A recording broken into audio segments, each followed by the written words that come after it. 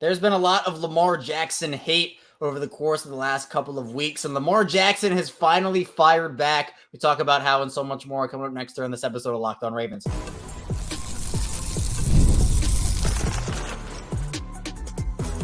You are Locked On Ravens, your daily Baltimore Ravens podcast. Part of the Locked On Podcast Network, your team every day.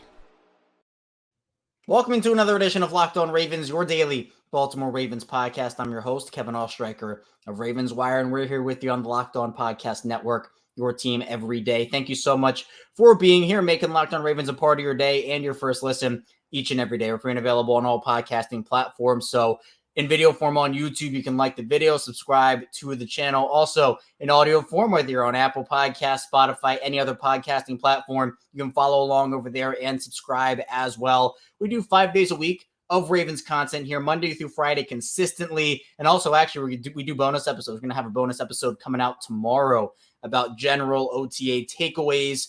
But we have lots to talk about today in terms of Lamar Jackson. Also some OTA conversation, but we talked with Qadry Ismail, former Baltimore Ravens wide receiver, yesterday at the end of the show about some of the hate Lamar Jackson's been receiving. That actually, not that I was expecting to do another show on it today, but we go into a nice show segue from yesterday to today about Lamar Jackson firing back at Nick Wright. So we talked about it on yesterday's show. I'll go over it again, talk about how Lamar fired back. We'll also get into the point itself and more. But then we'll get into an OTA report. OTAs, the Ravens wrap up another on Thursday. Obviously, mandatory minicamp coming next week. We'll do some general OTA takeaways, but also just report on what happened during Thursday's practice. And then we'll get into mandatory minicamp a little bit because we were talking about what can you take away from OTAs and what's the big deal about it. Well, we'll talk about the steps for mandatory minicamp and just what it all means. So a lot to dive into today. Let's first start off with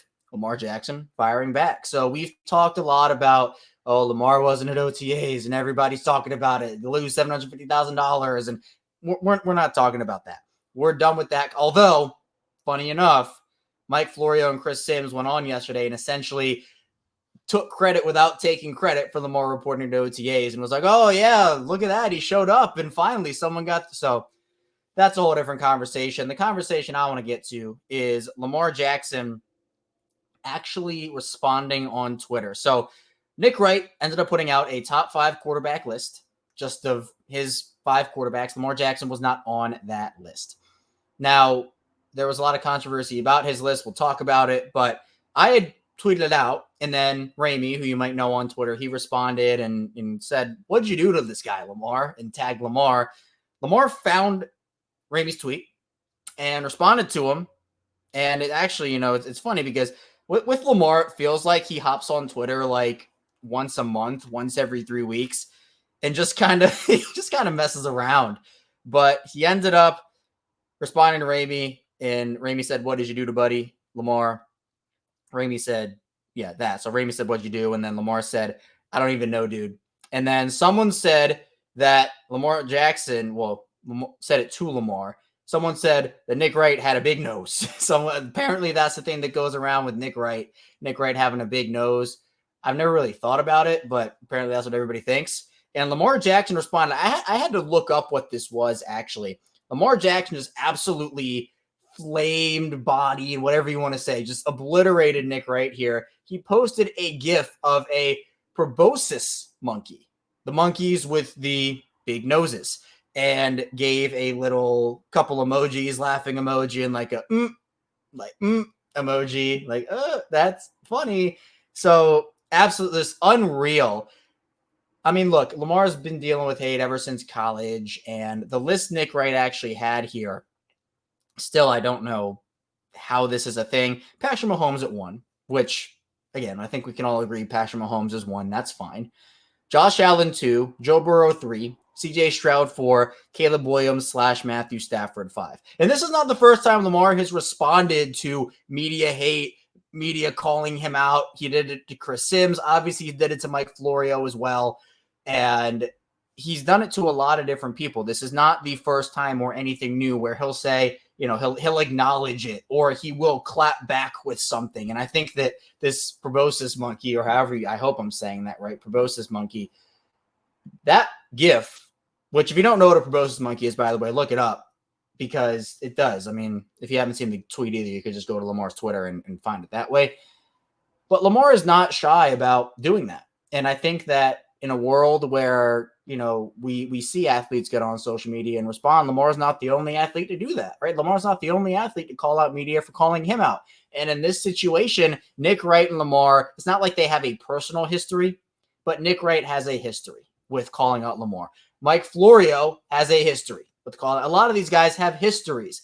And look, when criticism is warranted, right? I'm not going to sit here and say Lamar Jackson is the perfect NFL quarterback. He does no wrong. I mean, Lamar has plenty of things that he's done wrong, plenty of things he can improve on. I'm not sitting here and saying Lamar Jackson is the golden child of all golden childs. But when it comes to guys like Josh Allen, Joe Burrow, whoever else you want to say, right?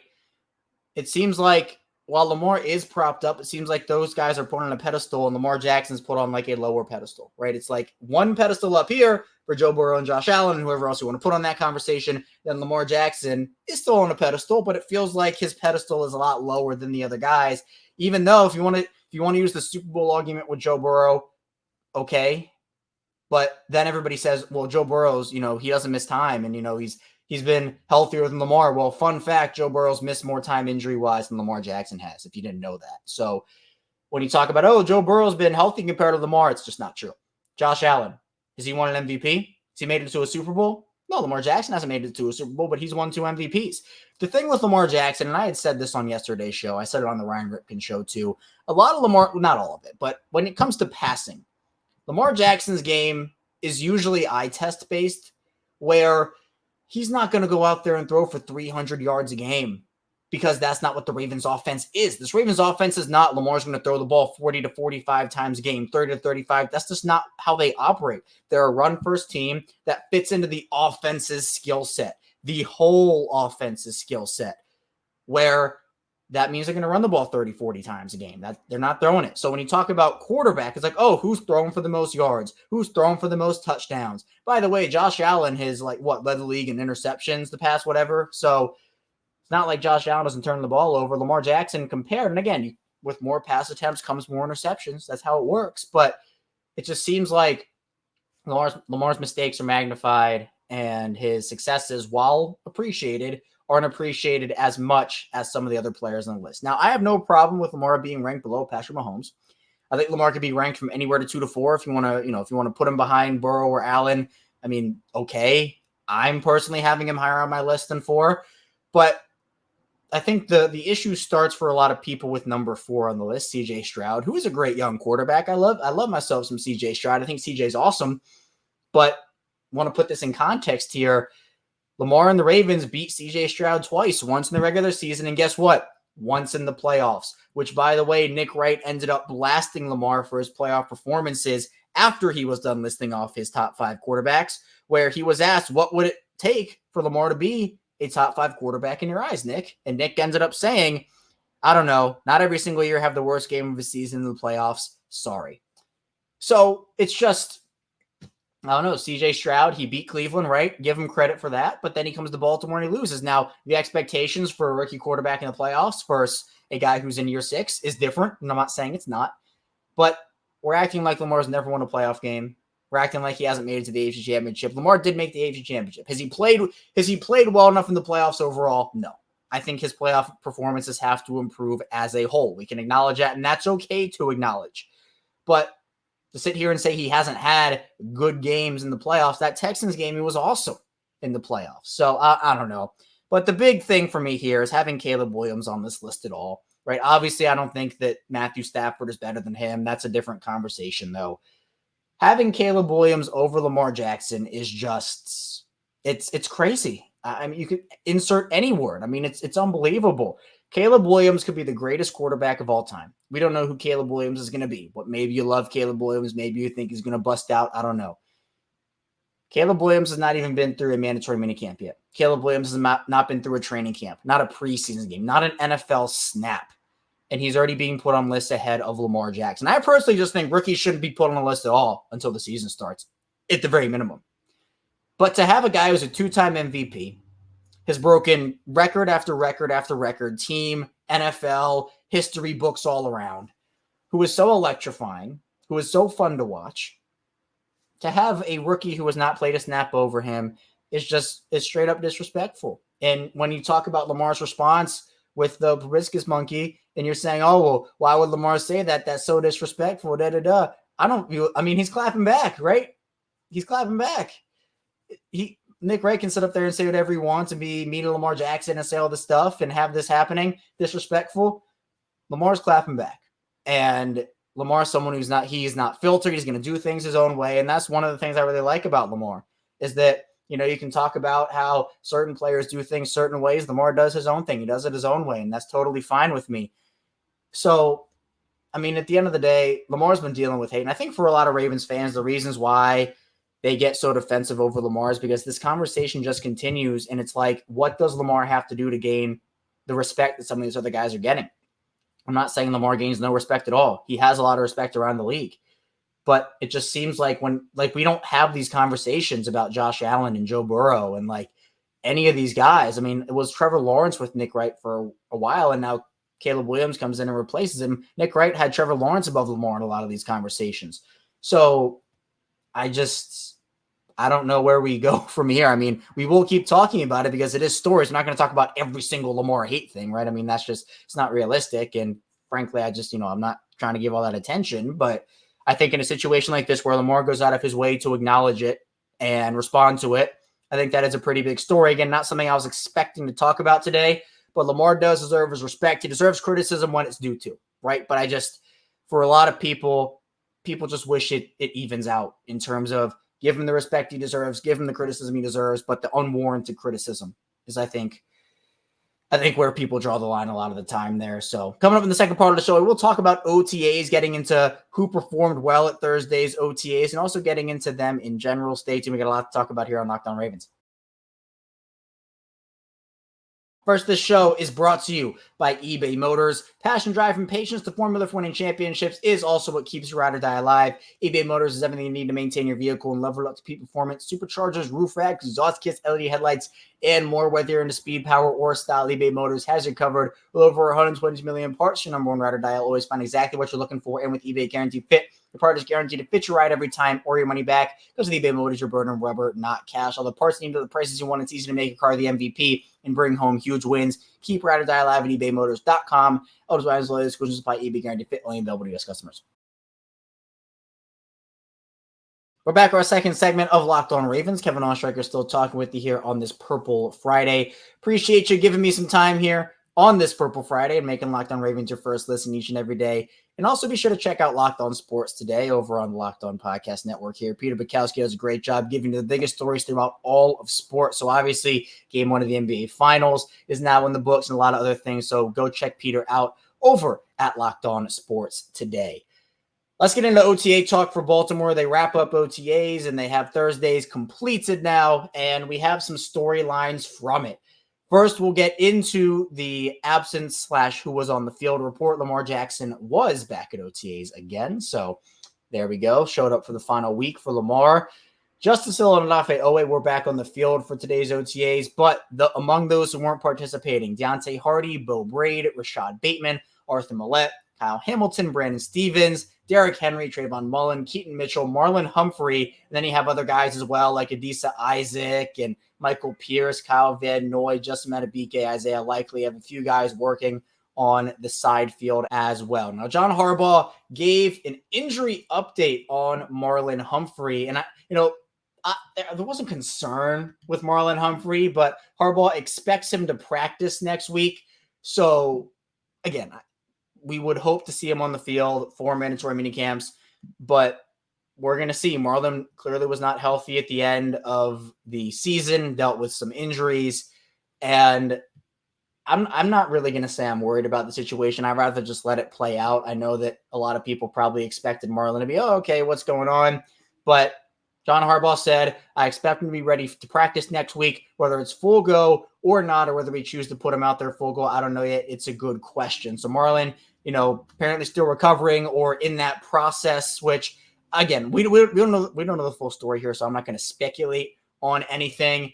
But he also talked about guys that they shouldn't expect at minicamp, which I guess we will talk about in the final part of the show. Don't want to spoil the entire third segment here in the second part of the show. But Harbaugh was asked about if he felt like he wanted to get out of OTAs. Did he feel like he got what he ended up wanting? And he said as much as he could have gotten. Now there's another day of them actually, so you're not counting anything until tomorrow, but you want to be able to have a couple of things you want to list out. What's the main thing you want to see? So with OTAs, you can take some stuff away. Like there are winners and losers, guys who perform well, guys who don't. But as Kaji Ismail says, and I think as everybody kind of understands, things don't really get taken away until you get the pads on. And that doesn't come on until in training camp. Had some high praise for Devin Leary, who's probably going to be the Ravens' third quarterback here with Malik Cunningham moving to wide receiver. But seems like he's overall very happy with how OTAs have gone and how they're trying to wrap him up here. Now, in terms of guys who actually performed and what actually happened during Thursday's OTA session.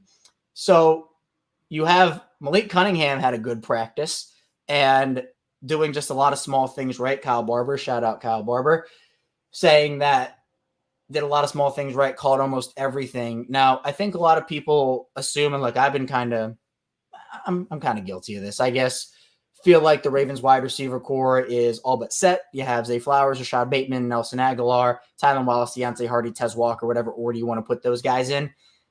To me, if you've been rocking with me every day on Locked On Ravens, you know my stance on wide receivers. I like to see 6 wide receivers on a roster. I think 5 is just a little too little, and then you have 7 just a little bit too many, in my opinion. So I don't know. I feel like with 6, you have those 6 guys, but I'm not sure Tylan Wallace is such a huge lock right now. If a guy like Malik Cunningham was going to go out there and perform, maybe Kadir Ismail does. Maybe you have another guy you bring in at the end of training camp or at the end of minicamp or before it all starts. I'm not really sure if Tylan Wallace is safe on this roster. I think Bateman is safe, obviously. Flowers is safe, obviously. Aguilar, obviously. And Tez Walker, obviously. I'd be shocked if Deontay Hardy did not make this roster, especially as the return guy. But that's kind of the thing. You bring in Hardy as the return guy. The only way I see them keeping 7 guys is if they really do designate Hardy as he's the return guy. They're not going to count him as the quote-unquote wide receiver, which in that case, I could see them keeping 7. But seems like Cunningham has had a very strong OTA session. I wasn't really sure what the transition was going to look like for him, but it seems like it's coming along really nicely. And also, you have guys like Zay Flowers and Rashad Bateman giving him pointers. We've seen guys talk about it. We've heard guys talk about it. We've heard them talk about it. They're giving Malik Cunningham pointers. So after Baltimore claimed him, or I didn't claim him, I guess they signed him from the Patriots practice squad last year, there was a lot of conversation about what would his role look like. I think a lot of people were anticipating him being Baltimore's backup quarterback of the future, being in the conversation for that role. I think a lot of people understood that Tyler Huntley was not going to be in Baltimore long term. But it feels like they're comfortable enough with Josh Johnson in that role this year, but that's not a long-term option. Devin Leary is going to be their third guy, it looks like. So Cunningham carving out a new role for himself. He did have 1 drop, as Kyle notes, but so did 6 other guys, apparently. So not great in terms of the drops. A lot of balls hit the grass, as Kyle says, whether it be 7-on-7s, 11-on-11s. Want to get that out now. Talk a lot about how important these workouts are, how important the preseason is, and just in getting whether it's jitters or the mistakes out. You want to have that happen now, not during the regular season. You also don't want to see it become a trend over the course of the workouts. So hopefully that was just a blip on the radar, and they'll be able to move past that. Now, Mark Andrews had a casual catch-everything practice, according to Kyle. He had 1 drop, so he was probably one of the 6 that Kyle mentioned, and 1 rep where Roquan Smith broke up the pass.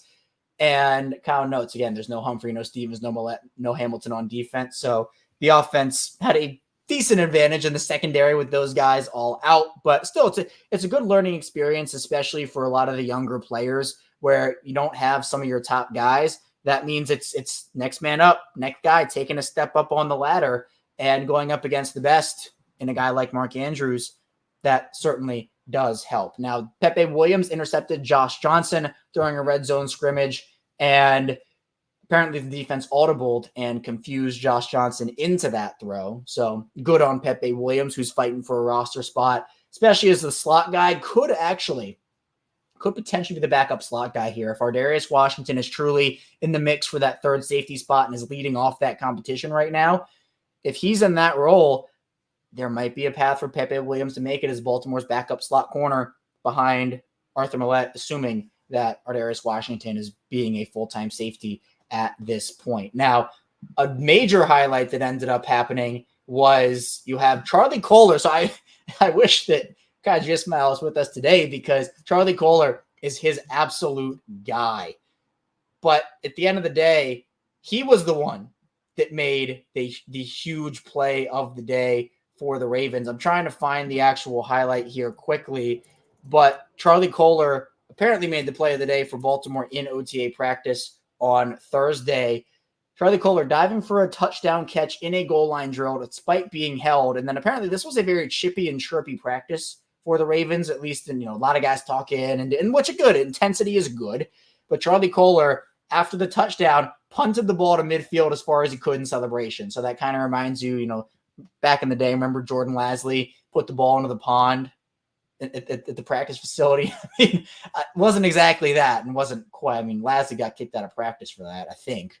But Kolar was the guy who made the highlight catch. We talk about Andrew all the time, talk about Isaiah Likely all the time, but Charlie Kolar is the one that stole the spotlight for the Ravens in this OTA practice. So at the end of the day, Baltimore ends up, I think, again, rather successful OTAs. We heard a lot about the rookies performing well. John Harbaugh saying that Tez Walker and TJ Tampa really impressed him. They're doing a great job, John Harbaugh says, taking it one step at a time every single day.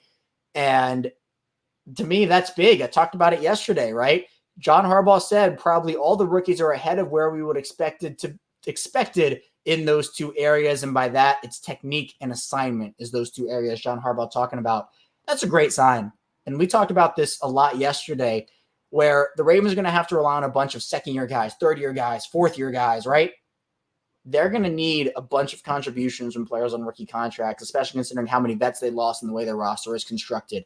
To hear that they could be getting some contributions out of some of these guys this year, whether it be in specific roles or more general roles, that's a really big thing for this, both offense and defense, and even special teams moving forward. Coming up, we'll talk a little bit more about mandatory minicamp, what the differences are, what to expect from that, and a lot more. So be sure to stay. We got plenty to talk about here on Locked On Ravens.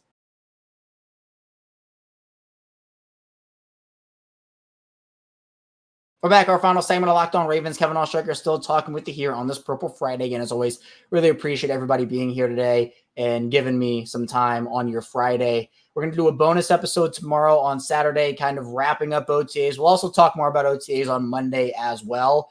Just to, again, put a bow on everything, get ready for mandatory minicamp, which will be Tuesday through Thursday, June 11th through June 13th. Then there's that lull period before the Ravens end up going full swing for training camp. Now, the thing I teased a little bit earlier, obviously we talked a bit about Marlon Humphrey and him potentially being out there, not being out there full go, whatever it was.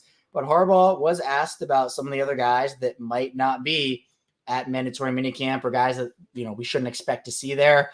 And he jokes, he's like, oh, I didn't bring my list out, darn. And that obviously was a laughing moment. But Adisa Isaac, he said, might be back, for instance. They're hopeful that Bo Braid could make it back at some point next week. David Ajabo started getting into individual drills today, so he's working through it. But again, the difference is obviously mandatory minicamp is mandatory. So all those conversations about, guys aren't showing up, Lamar's not showing up, If guys don't show up to minicamp, mandatory minicamp, that is an issue. That's a different conversation. Voluntary, it's voluntary. Vets skip voluntary OTAs all the time, voluntary workouts all the time. Those are conversations that are had every single year. And again, magnified for certain players rather than others, by the way. But mandatory minicamp is mandatory. And if a guy does not show up to that is a different conversation. That is something that is an issue. So I would expect to see everybody there. Now, does that mean everybody will be on the field? It's a bit of a different story. At the end of the day, though, I do think that with Baltimore's injury situation, they did see a couple of guys go down over the course of, some early workouts, mini camps and rookie stuff. Adisa Isaac has, I think, a hamstring, and then Bo Braid has the ankle.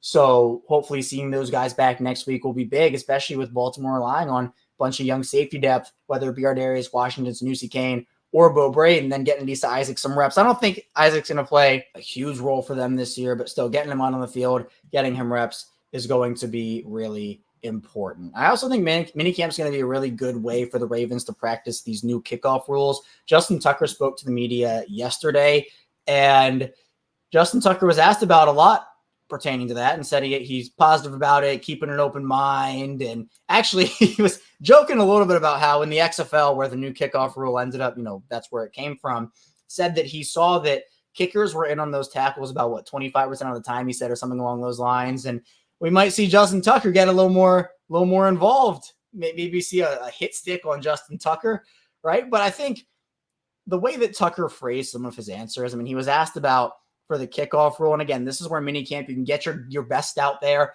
And this is going to be really imperative for just learning and making mistakes here in the minicamp, in training camp, as opposed to during game days. He said essentially it's fun to get back in the lab, get creative on what he can do with the kickoffs. Compared it to almost a pitcher, right? So the Orioles are, they're doing their thing, have lost 2 straight. But talking about how pitchers try to develop their stuff, he's trying to do the same thing. And we've seen Justin Tucker get very, very creative on his kick. So this is an opportunity for him to go out there and just really work on other new, different things that could potentially have a major impact and maybe break some ground, because this is a whole new thing for the entire NFL. We've honestly even seen some of the rosters constructed in certain ways with bringing in more agile cover guys and also guys that can, make a tackle where it's going to be essentially just a little bit of a head start now. In fact, there's barely any over what it used to be as well. Now, a lot of people, we see the Chiefs, Justin Reed, their safety is actually, he's great at kicking off. And he said that, we're going to use some packages for him. The Chiefs are, and Tucker wants to be out on the field for that, which again, I don't know who else would kick off for Baltimore on the new kickoff rules. I think that, he talked about hidden gems in the locker room, potentially maybe pinpoint, drop the ball off the tee to the 5-yard line and do that. But he's going to be able to take every kick available and have every kick available and be able to do anything that he wants to do. And I think that when talking about how it's going to change things, Tucker also talked a little bit about preventing injuries. Look, kickers, I think, are going to be more involved in the whole kickoff process now, but obviously you don't want Justin Tucker, who's the greatest kicker of all time, getting injured on a tackle. That's not ideal. So he said that it's probably, make the most sense. You don't want any of your specialists getting hurt as well. So they've watched all the kickoff stuff, but that to me is one of the main storylines of mandatory minicamp. Obviously, some of the connections that Lamar and Rashad Bateman can get together, and Zay and Lamar continuing their connection as well. There are storylines on top of storylines here for minicamp, which again, we'll talk more about even tomorrow, probably on Monday a little bit too. But to me, it just feels like this is the time to work it all out. That's why workouts are so important. The fact that you're able to get out there with your guys, get that chemistry going, get a feel, especially for some of the new guys on the roster, rookies, even guys like Derrick Henry, right? It's a big deal. So it's going to be interesting to see the storylines. I'm not expecting anybody to miss out on mandatory minicamp. There are no contract disputes, nothing crazy. So in my opinion, I don't really think that there's a ton in terms of that storyline, but who knows? Maybe something will happen, and we'll have to talk about it here on Locked On Ravens. So appreciate everybody for tuning in. That's all I have for you here today. Coming up, we'll be right back here tomorrow for a bonus episode. It'll be in the bonus episode section on YouTube, and also it will just be on the regular feed in audio form. So be sure to stay tuned for that. Like this video, subscribe to the channel in video form, follow along in audio form. I'll see you right back here tomorrow for a bonus episode of Locked On Ravens.